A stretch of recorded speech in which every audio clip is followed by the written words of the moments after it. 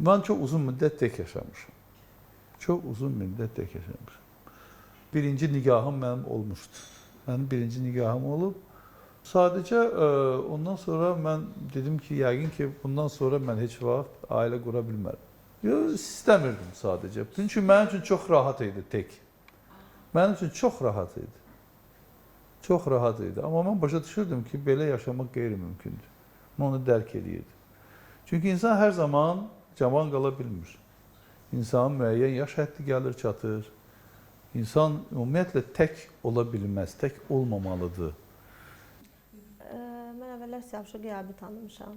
Efirlərdən hər kəs kimi. Musiqilərini bilirdim, bəzi mahnılarına xəbərim var idi. Amma çox izləyirdim deməzdim, çox izləyirdim. Sonra elə oldu ki, biz bir yerdə çalışmalı olduq. Mən onun rəhbərlik etdiyi təhsil ocağında işləməyə başladım. Orada tanış olduq. Hətta indiki kimi yadımdadır. O Yaponiya tələsirdi. Bir 15 dəqiqə bizim vaxtımız var idi ki, yəni məni işə qəbul etsin ki, o gələnə kimi mən artıq çalışım. Onu biz koridorda tutdular ki, bəs siz ala baxın, işçiyə sonra da, yəni qəbul edin, sonra gedin. Onda döndüm, mən xatırlayıram belə pəncərədən içəri baxdı və geri qayıtdı otağına ki, yaxşı gəlsin. Elə oldu, yəni işə qəbul olunmağım. İşdə çox ciddi bir insan idi, yəni mən hiss etmirdim mənə qarşı demək olar ki. Bəzən işə gecikəndə də tərs də bir danışıq olur ki, niyə işə gecikirsə, mən hiss etməmişəm ilk əvvəllər özümə qarşı hansısa bilməm, hər kəslə necə, mənimlə də elə. Sonra 2 il çalışdım, 2 il ərzində daha yaxından tanımağa başladım. İnsanlarla münasibəti, daha hörmətim artdı. Təbii ki, yəqin ki, hörmətlə bərabər istəyim də artıb. Bax belə. Sadəcə özü gəldi çıxdı da. Özü gəldi çıxdı, mən gördüm ki, belə gözəllik məndən qıraqda niyə qalmalıdır axı? Sonralardan, artıq danışıqdan. Mən istəyirəm ki, hər gün səhər tezdən duranda normal sifət görüm.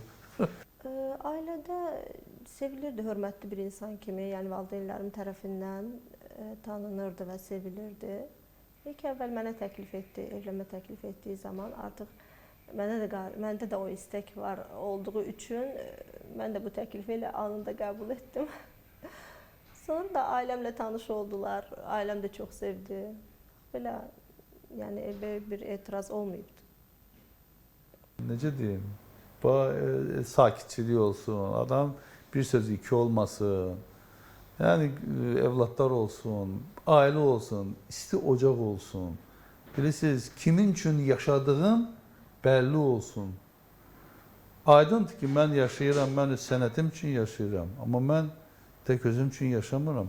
Mənim yaşadığım bayaqları, siz burada gördüyünüz, sonra bunlar qaçanlar üçündür. Yəni mənim artıq öz həyatım mənə məxsus deyil. Mənim həyatım onlara məxsus. Mən özüm bütün varlığımla belə onlara məxsusam. Mən onlar üçün gecə-gündüz çalışmalıyam, mən onlar üçün işləməliyəm. Mən nəsə yaratmalıyam ki, o sabahları mənim yaratdığımdan utanmasın və desin ki, bunu mənim atam yaradıb. Mən həyatda olmayanda belə. Bilirsiniz, bunlar mənim üçün hamısı çox vacibdir. Çox olduqca vacibdir. Əzizdir, aydın məsələdir, amma vacibdir. Çünki mən atdığım hər bir addım bilirəm ki, evlatlarım tərəfindən onlar mənim bu addımı niyə atdığıma görə fikirləşəcəklər, vaxt gələcək, onlar dərk edəcəklər və istəyirəm ki, mənim bütün hərəkətlərimə görə onlar utanmasınlar. Onlar əksinə bundan fərəh duysunlar, bundan sevinsinlər, bundan qürurlansınlar və deyə bilsinlər ki, bu kişi bizim dədəmiz olubdur. Çox evə bağlı insandır. Yəni biz artıq 10 il olacaq. Bu il bizim 10 ilimiz tamam olur.